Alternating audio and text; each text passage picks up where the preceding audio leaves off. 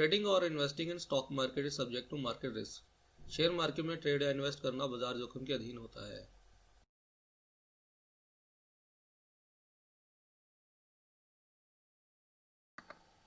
Hello friends, first of all I would like to wish you all a very happy healthy and wealthy new year 2017।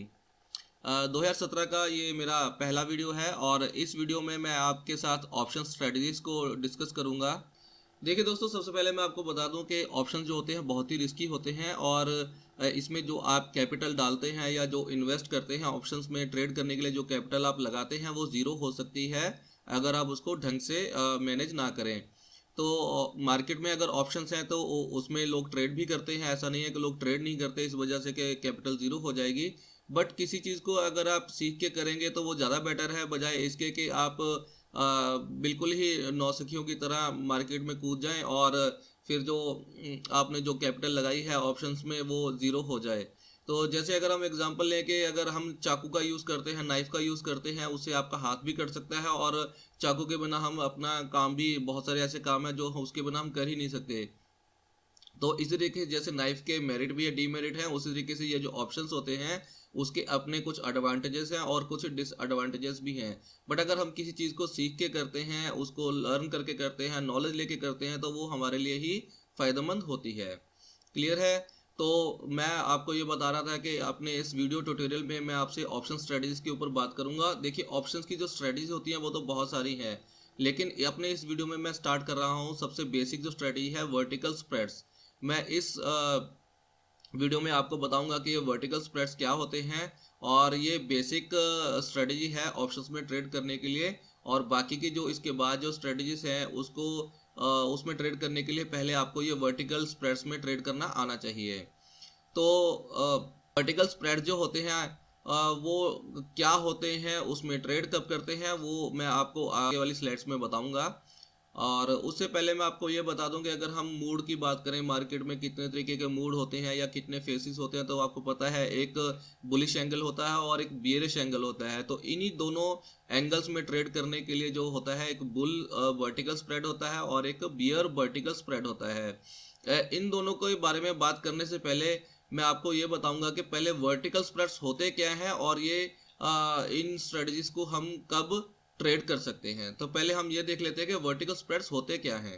A strategy where an option trader buys an option and simultaneously sells an option of same class, same stock, same expiration but at a different strike price. कहने का मतलब यहाँ पे ये है कि जब एक ऑप्शन ट्रेडर किसी ऑप्शन को बाय करता है तो वो क्या करेगा कि उसी के अगेंस्ट वो दूसरे ऑप्शन को सेल कर देगा, लेकिन जो ऑप्शन को वो सेल करेगा वो सेम क्लास का होना चाहिए। सेम क्लास का यहाँ पे मतलब ये है कि अगर मान लीजिए उसने पहले किसी जो ऑप्शन बाय किया था, अगर वो कॉल ऑप्शन था तो उसी के अगेंस्ट वो कॉल ऑप्शन को ही सेल करेगा। ऐसा नहीं है कि वो कॉल ऑप्शन को बाय कर ले और पुट ऑप्शन को सेल कर दे। सेम क्लास का मतलब यहाँ पे ये है कि अगर उसने पहले कॉल में ट्रेड लिया हुआ है, कॉल बाय की हुई है, तो वो कॉल को ही सेल करेगा। अगर उसने पुट बाय की हुई है तो वो पुट को ही सेल करेगा। इसका मतलब है सेम क्लास। क्लियर है? तो जो वो सेम क्लास के कॉल या पुट को बाय या सेल करेगा वो कौन से स्टॉक का होना चाहिए, वो भी सेम स्टॉक का होना चाहिए। ऐसा नहीं होना चाहिए कि उसने किसी एक्स स्टॉक के कॉल को बाय कर लिया और वाई स्टॉक के जो कॉल है उसको सेल कर दे। क्लियर है? यानी जो वो बाय सेल कॉल या पुट में करेगा वो सेम स्टॉक का होना चाहिए। इसी तरीके से जो वो जिस ऑप्शन में ट्रेड करेगा कॉल या पुट में किसी स्टॉक की, वो जो है वो उसकी एक्सपायरी भी सेम होनी चाहिए। वो जो कॉल्स होंगी वो एक ही एक्सपायरी में, एक ही मंथ की एक्सपायरी में एक्सपायर होनी चाहिए। लेकिन वो जो एक कॉल बाय करेगा और उसके अगेंस्ट दूसरी कॉल को सेल करेगा या एक पुट को बाय करेगा दूसरी पुट को सेल करेगा, उनकी जो स्ट्राइक प्राइसेस होंगी वो डिफरेंट होनी चाहिए। क्लियर है? अगर इस तरीके के कॉम्बिनेशन में आप ट्रेड करते हैं तो वो वर्टिकल स्प्रेड की कैटेगरी में आते हैं। चलिए इसको अब मैं आपको इस एग्जांपल से समझा देता हूँ। देखिए यहाँ पे ये एक एग्जांपल ही है। यहाँ पे स्टॉक है XYZ जिसकी ऑप्शंस की एक्सपायरी होनी है 25 जनवरी 2017 को। क्लियर है? यहाँ पे अगर हम इस तरीके से ट्रेड करें कि इसकी एक ये जो कॉल वाली लाइन है, वर्टिकल लाइन है, इसमें अगर हम ये जो डिफरेंट स्ट्राइक प्राइसेस यहाँ पे मेंशन किए हुए हैं, इसमें से अगर हम किसी एक स्ट्राइक प्राइस की कॉल को बाय कर ले और उसके अगेंस्ट दूसरी जो स्ट्राइक प्राइस है उसकी कॉल को सेल कर दें, तो क्योंकि इनकी एक्सपायरी भी देखिए सेम हो रही है, स्टॉक भी सेम है और क्लास भी सेम है, तो इस तरीके का जो ऑप्शन ट्रेड हम लेंगे वो वर्टिकल स्प्रेड की कैटेगरी में आएगा। उम्मीद कर रहा हूँ आपको समझ में आ रहा होगा कि अगर वर्टिकल स्प्रेड क्या होते हैं। वर्टिकल स्प्रेड में सेम स्टॉक होना चाहिए, सेम ऑप्शंस की एक्सपायरी होनी चाहिए और क्लास भी सेम होनी चाहिए। वो फर्क नहीं पड़ता फिर वो कॉल हो या पुट हो, लेकिन क्लास जो है वो सेम होनी चाहिए और उनकी जो स्ट्राइक प्राइसेस होंगी वो डिफरेंट होनी चाहिए। और उसमें अगर हम किसी सेम क्लास में अगर हम बाय और सेल करते हैं कॉल या पुट को, तो वो वर्टिकल स्प्रेड की कैटेगरी में काउंट होता है। उम्मीद करता हूँ आपको इस एग्जांपल से समझ में आ गया होगा कि वर्टिकल स्प्रेड्स क्या होते हैं। चलिए अब मैं आपको इसकी टाइप्स बता देता हूँ, फिर उनको एक एक करके समझेंगे। देखिए जैसे कि हम सबको पता है कि मार्केट में दो तरीके के फेसेस होते हैं, एक होता है बुलिश फेस, दूसरा होता है बियर फेस। इसी तरीके से जो वर्टिकल स्प्रेड्स होती हैं उनकी भी दो तरह की कैटेगरी होती है। अगर हम किसी स्टॉक में अपना बुलिश व्यू रखते हैं तो हम बुल वर्टिकल स्प्रेड क्रिएट कर सकते हैं, या अगर हम किसी स्टॉक के ऊपर नेगेटिव व्यू यानी बियरिश व्यू रखते हैं तो हम बियर वर्टिकल स्प्रेड को क्रिएट कर सकते हैं। तो इसी तरीके से वर्टिकल स्प्रेड की कितनी कैटेगरी होगी, इसकी दो तरह की कैटेगरी होती है, एक वुल वर्टिकल स्प्रेड और दूसरा बियर वर्टिकल स्प्रेड। अब इस वाले वीडियो में मैं सिर्फ वुल वर्टिकल स्प्रेड के ऊपर ही बात करूंगा। अब ये जो वुल वर्टिकल स्प्रेड है, ये इस तरीके की स्ट्रेटजी है उसको हम कब अप्लाई करते हैं, जब हम किसी स्टॉक के ऊपर बुलिश व्यू रखते हैं, लेकिन इस तरीके से बुलिश व्यू रखते हैं कि स्टॉक में जो मूवमेंट आएगी अपसाइड वाली वो बहुत ही स्लो मूवमेंट आएगी। मूवमेंट आने के लिए करीब 10-15 दिन लगेंगे। ऐसा नहीं है कि उसमें कोई शार्प मूव आ जाएगा। अगर कोई शार्प मूव आने की एक्सपेक्टेशन हमारी हो तो हम सिर्फ या तो नेकेड कॉल बाय कर सकते हैं या हम स्ट्रेंगल या स्ट्रेडल स्ट्रेटजी है उसमें ट्रेड ले सकते हैं, जो कि मैंने आपको अपने पहले वीडियोस में ऑलरेडी डिस्कस कर चुका हूं कि स्ट्रेंगल या स्ट्रेडल जो स्ट्रेटजी है वो कैसे काम करती है और वो किस तरीके से आप उसमें ट्रेड ले सकते हैं। तो अगर आप किसी स्टॉक के ऊपर बुलिश हैं लेकिन मॉडरेटली बुलिश हैं कि मतलब उसमें जो है इतना आप एक्सपेक्ट नहीं करते, बट जो उसमें मूवमेंट आएगी अपसाइड वाली वो स्लो मूवमेंट आएगी, तो उस तरीके के केस में आप जो है बुल वर्टिकल स्प्रेड के थ्रू ऑप्शन का ट्रेड ले सकते हैं। अब ये जो बुल वर्टिकल जो स्प्रेड हमने क्रिएट करना है ये हम कॉल के थ्रू भी क्रिएट कर सकते हैं और पुट के थ्रू भी क्रिएट कर सकते हैं। अगर हम कॉल के थ्रू ये बुल वर्टिकल स्प्रेड जो है क्रिएट करते हैं तो उस स्ट्रेटजी को हम बोलेंगे बुल कॉल स्प्रेड या वर्टिकल डेबिट स्प्रेड। इसको वर्टिकल डेबिट स्प्रेड क्यों बोला जाता है ये मैं आगे आपको एग्जांपल के साथ लॉजिकली समझाऊंगा कि इसको डेबिट स्प्रेड क्यों बोला जाता है। और इसी तरीके से अगर हम ये जो बुल वर्टिकल स्प्रेड है इसको अगर हम पुट के साथ क्रिएट करें, ये वाली स्ट्रेटजी अगर हम पुट के साथ क्रिएट करें तो इसको हम बोलेंगे बुल पुट स्प्रेड या वर्टिकल क्रेडिट स्प्रेड। ये जो क्रेडिट स्प्रेड क्यों बोला जाता है इसको भी मैं आगे आपको एग्जांपल के साथ समझाऊंगा। चलिए सबसे पहले बात कर लेते हैं ये जो बुल कॉल स्प्रेड या वर्टिकल डेबिट स्प्रेड है ये स्ट्रेटजी बनती कैसे है, कैसे फॉर्म होती है, और फिर बाद में मैं इसको आपको एग्जाम्पल के साथ भी समझाऊंगा। बुल कॉल स्प्रेड या वर्टिकल डेबिट स्प्रेड की स्ट्रेटजी को फॉर्म करने के लिए इन द मनी कॉल को बाय करते हैं और एक out of the money call को सेल करते हैं। इसमें क्वांटिटी बराबर होनी चाहिए। अगर आप एक क्वांटिटी को बाय कर रहे हैं तो एक ही क्वांटिटी सेल करेंगे, अगर दो क्वांटिटी आप बाय कर रहे हैं तो दो क्वांटिटी ही सेल होंगी। तो चलिए अब इसको हम एग्जांपल के थ्रू समझ लेते हैं। देखिए ये इस एग्जांपल में ये एक स्टॉक है XYZ जिसका करंट मार्केट प्राइस 100 रुपीज चल रहा है, क्लियर है। और ये इसकी कॉल की स्ट्राइक प्राइसेस है 110 से लेके 85 तक इसकी कॉल की स्ट्राइक प्राइसेस है। क्योंकि हम बुल कॉल स्प्रेड या वर्टिकल डेबिट स्प्रेड की बात कर रहे हैं और जब बुल कॉल स्प्रेड की बात करते हैं तो ये कॉल ऑप्शन से क्रिएट होता है, इसलिए हमने जो स्ट्राइक प्राइसेस ली हैं वो कॉल की स्ट्राइक प्राइसेस ली हैं, क्लियर है। और इसकी जो हमने स्ट्राइक प्राइसेस ली हैं, इसका अगर करंट मार्केट में 100 रुपीज़ है तो हमने स्ट्राइक प्राइसेस ली हैं 110 से लेके 85 तक। 100 से नीचे वाली जो स्ट्राइक प्राइसेस है वो इन द मनी है और 100 से ऊपर वाली जो स्ट्राइक प्राइसेस हैं वो आउट ऑफ द मनी है। अब ये जो बुल कॉल स्प्रेड है ये स्ट्रेटजी कब फॉर्म करते हैं, जब हमारा व्यू किसी स्टॉक के ऊपर मॉडरेटली बुलिश होता है, जो अपसाइड आएगा उस स्टॉक में वो बड़ा स्लो आएगा, यानी 10 से 15 दिन या 20 दिन लगेंगे अपसाइड आने में। और दूसरा हम ये मान के चलते हैं, मान लीजिए जैसे स्टॉक का प्राइस जो है 100 रुपीज़ है, हम ये मान के चलते हैं कि इसमें अपसाइड वाली मूवमेंट तो आएगी लेकिन वो इतनी नहीं आएगी कि वो 105 को क्रॉस कर जाए, क्लियर है। यहाँ वो उम्मीद कर रहा हूँ आपको यहाँ तक समझ में आ रहा होगा कि हमारा जो व्यू है वो बुलिश तो है, लेकिन साथ ही हम ये भी मान के चल रहे हैं कि उसका जो अपसाइड वाला जो मूवमेंट आएगी वो 105 को क्रॉस नहीं करेगा। तो इस केस में हम जो बुल कॉल स्प्रेड को क्रिएट करेंगे, हमने पहले बात की थी, उसको क्रिएट करने के लिए हम एक इन द मनी कॉल को बाय करेंगे और उसके अगेंस्ट में एक डिफरेंट स्ट्राइक प्राइस वाली out of the money call को सेल कर देंगे। तो इस वाली एग्जांपल पे देखिए ये जो 100 प्राइस है, 100 रुपीज जो करंट मार्केट प्राइस है XYZ का, इसके नीचे जो ये वाली स्ट्राइक प्राइस है 95 वाली, ये इन द मनी का मनी कॉल है, जिसका प्रीमियम जो है अभी 8 रुपये चल रहा है। और इस 8 रुपये में या 8 रुपीज़ में इंट्रिंसिक वैल्यू भी इन्वॉल्व है और एक्सट्रिंसिक वैल्यू यानी टाइम वैल्यू भी इसमें इंक्लूडेड है। क्लियर है? तरीके से इसके अगेंस्ट जो हम अब जो कॉल को सेल करेंगे वो out of the money call को सेल करेंगे। मान लीजिए हम 105 वाली जो स्ट्राइक प्राइस है जिसका प्रीमियम 3 रुपये चल रहा है, इसको अब हम सेल कर देते हैं। क्लियर है? तो हमारा जो बुल कॉल स्प्रेड कैसे क्रिएट हो जाएगा, ये इसमें हम क्या करेंगे, हमने क्या किया है, हमने एक इन द मनी कॉल जो है 95 वाली उसको 8 रुपये पर बाई कर लिया है और उसके अगेंस्ट में हमने एक आउट ऑफ द मनी 105 वाली जो स्ट्राइक प्राइस है उसको सेल कर दिया है 3 रुपये पे। क्लियर है? और मान के चलिए जो XYZ है उसका लॉट साइज 1000 शेयर्स का है। अब यहाँ पे मैं आपको ये भी बता दूं कि ये जो हम सेल क्यों करते हैं किसी ऑप्शन को, इसके साथ में इस वाली स्ट्रेटजी में एक दूसरी कॉल को सेल क्यों किया जाता है। आपको पता है कि जो हमारे ऑप्शंस होते हैं वो एक्सपायरी के साथ आते हैं। जैसे जैसे हमारा टाइम डिक्रीज होता है ऑप्शंस के प्रीमियम भी डिक्रीज होना शुरू हो जाते हैं। तो जब हम हमारा व्यू जो है वो मॉडरेटली बुलिश है, यानी 10 से 15 दिन हमें वेट करना है प्रॉफिट लेने के लिए, तो जो हमने इन द मनी जो कॉल बाय की थी 8 रुपये में, जब हमारा टाइम डिक्रीज होगा तो इसकी वैल्यू भी डिक्रीज होना शुरू हो जाएगी। तो इसी के लॉस को सेटअप करने के लिए या नलीफाई करने के लिए हमें इसके अगेंस्ट में एक out of the money call को सेल कर देते हैं। हम उस out of the money call को सेल करते हैं जहां पे हम सोचते हैं कि इससे ऊपर जो स्टॉक का प्राइस है वो नहीं जाएगा। तो इस केस में हम मान के चल रहे हैं कि 105 वाला जो स्ट्राइक प्राइस है इससे ऊपर जो ये जो XYZ का स्टॉक का जो प्राइस है वो ऊपर नहीं जाएगा, इसलिए हमने इस वाली स्ट्राइक प्राइस को सेल कर दिया है। कितने में सेल कर दिया? 3 रुपये में सेल कर दिया है।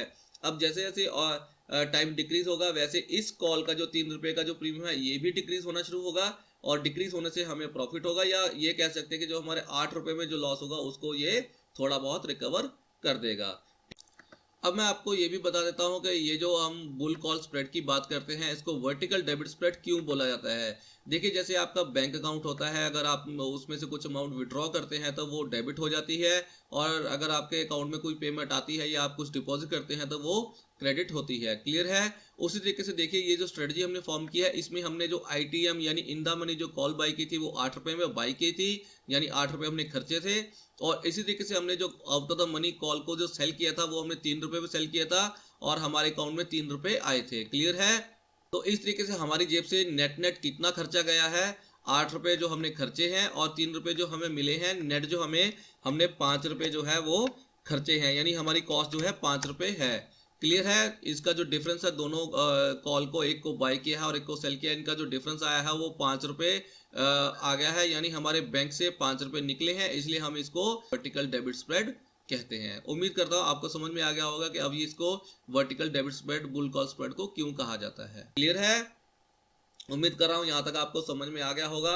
अब मैं इस वाली एग्जांपल में आपको ये समझाता हूँ या ये बताता हूँ कि ये अगर हम इस तरीके की स्ट्रेटजी फॉर्म करते हैं तो मार्केट में 4 डिफरेंट केसेस या सिनारियोस हो सकते हैं। तो उस वाली सिनारियो में या उस वाले केसेस में स्ट्रेटजी कैसे काम करेगी, हमें कितना प्रॉफिट होगा या कितना लॉस होगा, अब वो देख लेते हैं। देखिए हम पहला केस लेते हैं, यानी एग्जांपल पहली लेते हैं। हमारा जो 4 तरीके के जो केसेस है उसमें से पहला केस हम ले रहे हैं। इसमें हम मान के चल रहे हैं कि जो हमारा स्टॉक है XYZ का, जो जब हमने ये स्ट्रेटजी फॉर्म की थी तब इसका करंट मार्केट प्राइस 100 रुपीज़ था और एक्सपायरी वाले दिन इसके जो प्राइस है, एक्सपायरी वाले दिन इस वाले स्टॉक का जो प्राइस है वो बढ़ के कितना हो गया है, 104 रुपये हो गया है। तो जब इसका प्राइस बढ़ के 104 रुपये हो जाएगा 100 रुपये से बढ़ के, तो हमने जो स्ट्रेटजी फॉर्म की थी, हमने एक in the money call buy की थी 95 स्ट्राइक वाली 8 रुपये पे, और हमने एक आउट ऑफ द मनी 105 वाली जो स्ट्राइक प्राइस की कॉल थी वो हमने सेल की थी 3 रुपये पे। अब हम देखते हैं कि हमें इस स्ट्रेटजी से प्रॉफिट हुआ होगा या लॉस हुआ होगा जब हमारा प्राइस बढ़ के 104 हो गया है।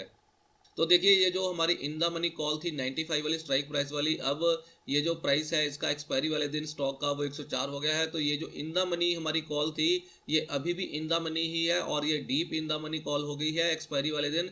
ये 95 पे जो हम 95 स्ट्राइक प्राइस की कॉल ली थी 8 रुपये पे, अब इसकी एक्सपायरी वाले दिन वैल्यू कितनी हो जाएगी, 9 रुपये। 9 रुपये कैसे आई है, वो करंट मार्केट प्राइस जिसका है अभी 104, उसमें से स्ट्राइक प्राइस माइनस कर दी 95, तो इसकी वैल्यू जो है 9 रुपये हो गई है। ये प्योर रियल वैल्यू है इस कॉल की, और इसमें टाइम वैल्यू 0 हो गई है क्योंकि हम बात कर रहे हैं एक्सपायरी डे वाले दिन की।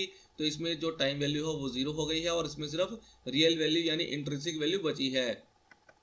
तो ये जो हमने 8 रुपये पे कॉल बाय की थी इन द मनी, उसकी वैल्यू एक्सपायरी वाले दिन 9 रुपये हो गई है। इसको बाय करने के लिए हमने 8 रुपये खर्चे थे, तो इसका मतलब हमें 1 पॉइंट का इसमें प्रॉफिट हुआ है। या हमारा 1000 का लॉट था तो हमारा प्रॉफिट कितना हो जाएगा, इसमें 1000 रुपये का प्रॉफिट हो जाएगा।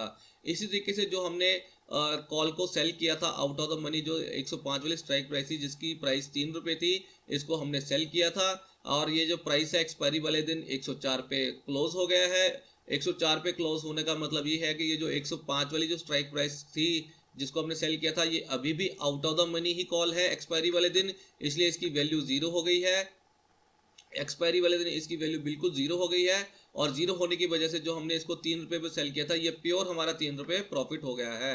क्लियर है? उम्मीद कर रहा हूँ आपका समझ में आ रहा होगा, क्योंकि हमने ये 3 रुपये वाली कॉल जो थी इसको सेल कर दिया था और ये जो है 104 पे क्लोज हुआ, ये out of the money call रह गई, इसलिए इसका जो एक्सपायरी वाले दिन थी इसकी वैल्यू 0 हो गई यानी वर्थलेस हो गई। और ये जो 3 रुपये थे पूरे के पूरे हमारे पॉकेट में आ गए और ये 3 रुपये हमारे प्रॉफिट है out of the money call से। और इस तरीके से 1 रुपये प्रॉफिट है हमारा ये जो इन द मनी कॉल था।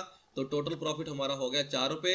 1000 का लॉट है तो 4000 रुपये हमारा प्रॉफिट हो गया। अब मान लीजिए अगर हम ये वाली स्ट्रेटजी यानी बुल कॉल स्ट्रेटजी को ना फॉर्म करते और इसकी जगह पे सिर्फ हमारा व्यू जो बुलिश था इसकी जगह पे हम सिर्फ एक नेकेड कॉल बाय कर लेते, तो उसके साथ अगर हम इस स्ट्रेटजी को कंपेयर करें तो हम ये देखेंगे कि इसमें हमें कितना प्रॉफिट होता और हमारा ROI यानी रिटर्न ऑन इन्वेस्टमेंट कितना होता। तो नेकेड कॉल बाय करने के लिए मान लीजिए हम 95 वाली ही नेकेड कॉल जो ITM in the money call थी 8 रुपये वाली, वो हम बाय करते तो इसकी कॉस्ट हमें लगती 8000 रुपये। 1000 का लॉट है और हमारा प्रॉफिट कितना होता है इसके ऊपर, क्योंकि हमें 1 पॉइंट का प्रॉफिट हुआ है। 9 रुपये इसकी एक्सपायरी वैल्यू हो गई थी और 8 रुपये तो हमने कॉस्ट लगाई थी अपनी जेब से, तो 1 रुपया हमारा नेट प्रॉफिट था और हमारा प्रॉफिट हो गया था 1000 रुपये। तो हमें हमारा ROI कितना होता, हमने अगर 8000 रुपये लगाए होते 1000 रुपये कमाने के लिए, तो हमारा जो ROI होता वो 13% होता। क्लियर है? हमारा जो ROI होता वो 13% होता अगर हमने सिर्फ एक कॉल बाय की होती, कोई स्ट्रेटजी ना ली होती, ये वाली स्ट्रेटजी हमने ना फॉर्म की होती। तो इस वाली स्ट्रेटजी में हम देख लेते हैं कि हमने जो कॉस्ट लगाई थी स्ट्रेटजी फॉर्म करने के लिए वो हमारी 5 रुपये थी। 8 माइनस 3 रुपये, 5 रुपये हमारी कॉस्ट थी। यहाँ पे मैं कॉस्ट की बात कर रहा हूँ, मार्जिन की बात नहीं कर रहा हूँ। मार्जिन आप अगर किसी कॉल को सेल करते हैं, कॉल या पुट को सेल करते हैं, उसके केस में मैंने आपको बताया था कि मार्जिन की रिक्वायरमेंट करीब करीब 5-6 गुना या 10 गुना भी हो सकती है। तो यहाँ पे मैं सिर्फ कॉस्ट की बात कर रहा हूँ। कॉस्ट हमारी कितनी लगी है, बाय करने के लिए 8 रुपये दिए थे और सेल किए थे 3 रुपये पे, नेट हमारी कॉस्ट 5 रुपये थी। क्लियर है? नेट कॉस्ट हमारी 5 रुपये थी। 1000 रुपये का लॉट है तो 5000 रुपये हमारी कॉस्ट थी और हमें प्रॉफिट हुआ था ये 4 रुपये का, यानी 4000 रुपये का हमें प्रॉफिट हुआ था। 4000 डिवाइडेड बाय 5000 अगर हम करेंगे तो हमारा जो प्रॉफिट होता, ROI जो होती इस वाली स्ट्रेटजी में जो हमारी ROI है वो कितनी है, 80% हमारी ROI है यानी रिटर्न ऑन इन्वेस्टमेंट है। क्लियर है? तो आपको ये पता लग गया होगा कि ये जो स्ट्रेटजी है बुल कॉल स्प्रेड और नेकेड कॉल, इन दोनों में से कौन सी बेटर है। चलिए अब हम अपना केस नंबर 2 देख लेते हैं। अब हम अपना केस नंबर 2 ले लेते हैं। इसमें मान लीजिए ये जो हमारा स्टॉक है XYZ जिसका करंट मार्केट प्राइस 100 रुपीज़ था जब हमने ये स्ट्रेटजी फॉर्म की थी। अब ये मान लीजिए हमारा जो बुलिश व्यू था वो हमारा बिल्कुल रॉन्ग हो गया है और ये जो स्टॉक का प्राइस था वो ड्रास्टिकली गिर के कितने पे क्लोज हुआ एक्सपायरी वाले दिन, 94 पे क्लोज हुआ है। तो अब हम देख लेते हैं कि अगर ये 94 पे स्टॉक का प्राइस आ गया है XYZ का एक्सपायरी वाले दिन, तो हमने ये जो स्ट्रेटजी फॉर्म की थी इन द मनी और out of the money call के साथ, अब हम देख लेते हैं उसमें हमें प्रॉफिट होगा या लॉस होगा। तो ये जो हमने in the money call buy की थी 95 स्ट्राइक वाली 8 रुपये पे, ये अब हमारी एक्सपायरी वाले दिन out of the money call हो जाएगी, क्योंकि ये जो प्राइस है 95 से नीचे आ गया है तो ये हमारी जो है out of the money call हो जाएगी। आउट ऑफ द मनी जो होती है वो एक्सपायरी वाले दिन वर्थलेस हो जाती है, इसका मतलब इसकी वैल्यू 0 हो जाएगी और हमारा जो हमने जो कॉस्ट लगाई थी 8 रुपये वो हमारी पूरा लॉस हो जाएगी। क्लियर है? इसकी वैल्यू 0 होने की वजह से हमें पूरा 8 रुपये का लॉस होगा, यानी 8000 रुपये का हमें लॉस होगा। इसी तरीके से जो हमने out of the money call जो सेल की थी जब हमने स्ट्रेटजी फॉर्म की थी, ये उस वक्त भी आउट ऑफ द मनी थी और ये जब एक्सपायरी वाले दिन भी आउट ऑफ द मनी है, तो इसलिए ये इसकी वैल्यू वर्थलेस है, यानी ये 0 हो गई है।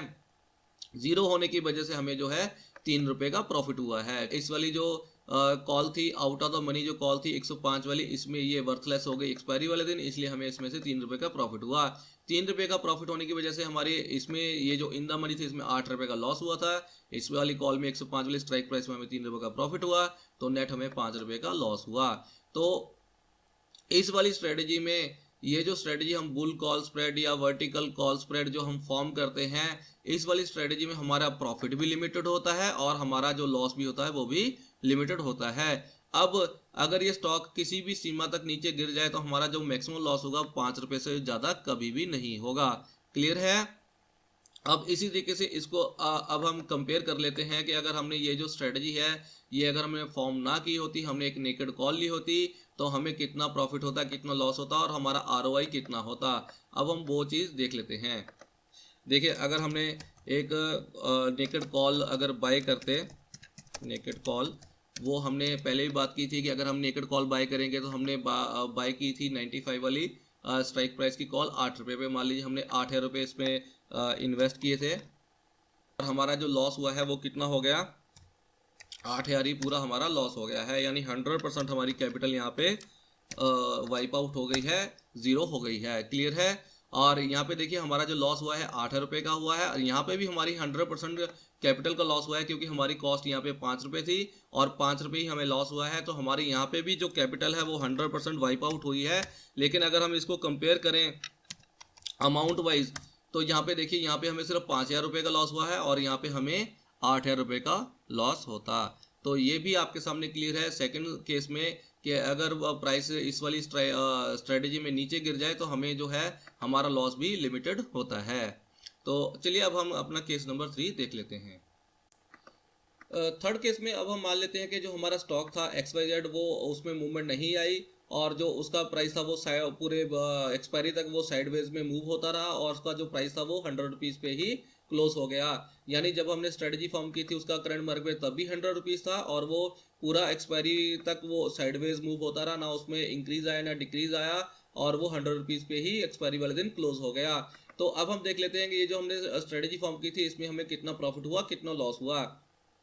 क्योंकि हमने ये जो in the money call buy की थी 95 वाली 8 रुपये पे, इसका प्राइस 95 से ऊपर क्लोज हुआ 100 रुपये पे, यानी ये अभी इन द मनी है। बट ये इन द मनी कितना होगी, इन दोनों का डिफरेंस होगी 100 रुपये और 95। इसमें जो 5 रुपये वो इंट्रिंसिक वैल्यू है और 3 रुपये इसमें जो थी वो टाइम वैल्यू थी, वो तो जीरो हो गई। इसका मतलब एक्सपायरी वाले दिन इस वाली जो 95 वाली स्ट्राइक प्राइस की इन द मनी जो कॉल थी वो उसकी जो वैल्यू है वो 5 रुपये रह गई है एक्सपायरी वाले दिन। ये जो 5 रुपये है वो इसकी रियल वैल्यू है, यानी इंट्रिंसिक वैल्यू इसकी बच गई है, क्योंकि ये एक्सपायरी वाले दिन भी इन द मनी ही थी।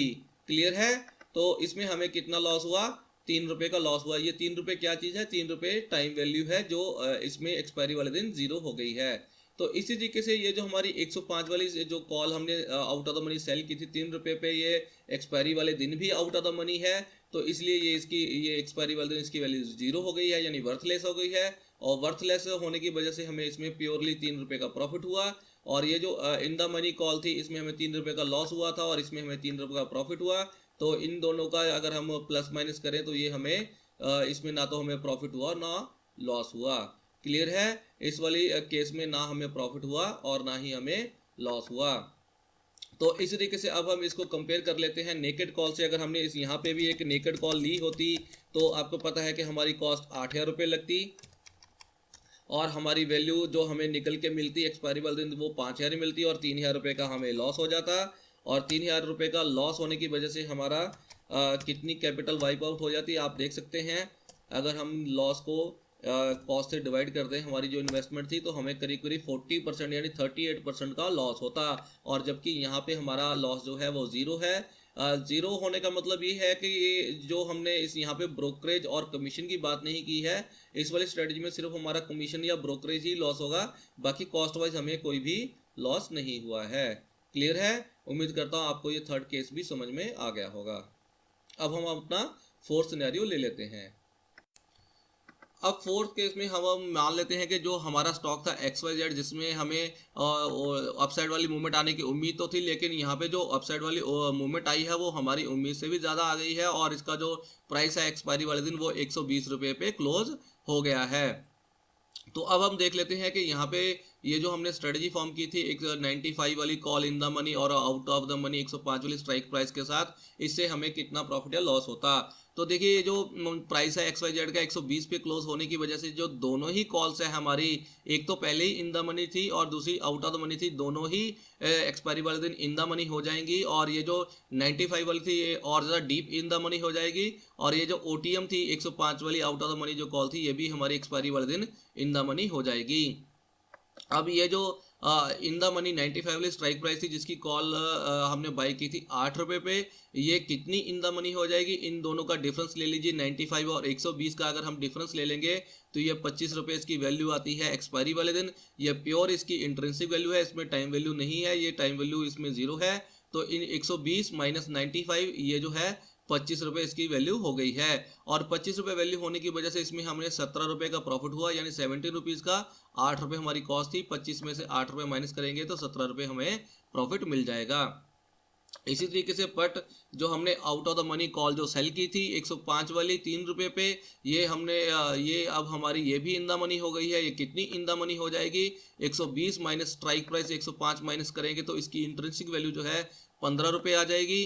15 रुपये इंट्रिंसिक वैल्यू आने की वजह से हमें जो इसमें जो क्रेडिट मिलना था वो 3 रुपये मिलना था, लेकिन इसकी वैल्यू जो है वो 15 रुपये हो गई, जिसकी वजह से अब हमें इसमें 12 रुपये का लॉस हुआ। क्लियर है? इसमें हमें कितना लॉस हुआ? 12 रुपये का लॉस हुआ। बट अगर हम 17 रुपये का प्रॉफिट हमारे यहाँ 95 वाली कॉल में हुआ और इसमें अगर 12 रुपये का लॉस हुआ तो हमारा नेट प्रॉफिट कितना हुआ? 5 रुपये का।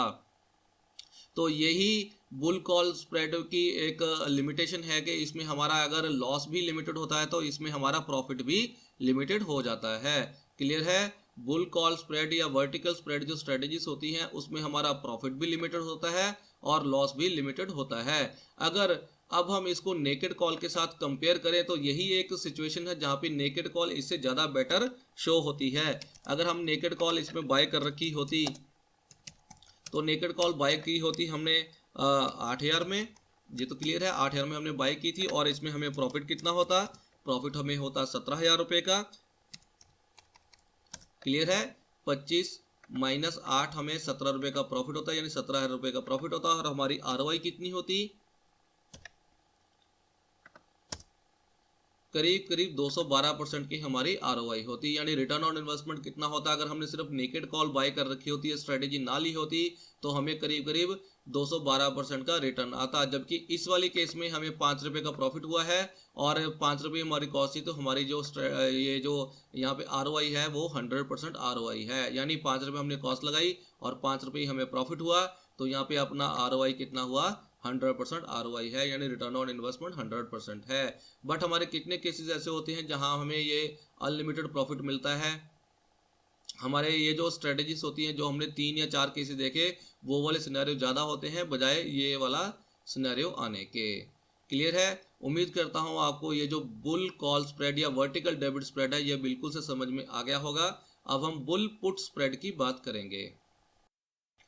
देखिए हमने बात की थी कि जब हमारा व्यू बुलिश होता है, मार्केट के ऊपर मॉडरेटली बुलिश व्यू होता है, तो हम बुल कॉल स्प्रेड या वर्टिकल कॉल स्प्रेड को फॉर्म करते हैं। तो उसी के पहले हमने जो बात की थी, इससे पहले हमने बात की थी बुल कॉल स्प्रेड, जहाँ पे हमने कॉल के थ्रू, कॉल ऑप्शन के थ्रू हमने जो स्ट्रेटजी फॉर्म की थी। इसी स्ट्रेटजी को जो हमारा व्यू अभी भी बुलिश है, लेकिन इस स्ट्रेटजी को अब हम पुट के थ्रू फॉर्म करेंगे। इसको इस वाली स्ट्रेटजी को बुल पुट स्प्रेड बोलते हैं या वर्टिकल क्रेडिट स्प्रेड भी बोलते हैं।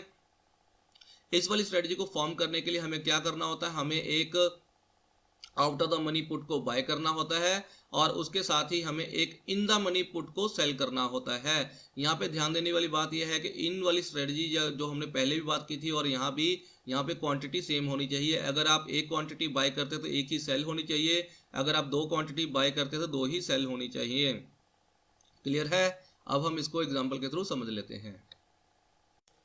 देखिए अब हम बुल पुट स्प्रेड या वर्टिकल क्रेडिट स्प्रेड की बात करेंगे। हमारा व्यू अभी भी बुलिश है और हमने बात की थी कि बुलिश व्यू में ट्रेड करने के लिए हमने पहले जो बुल कॉल स्प्रेड या वर्टिकल डेबिट स्प्रेड क्रिएट किया था।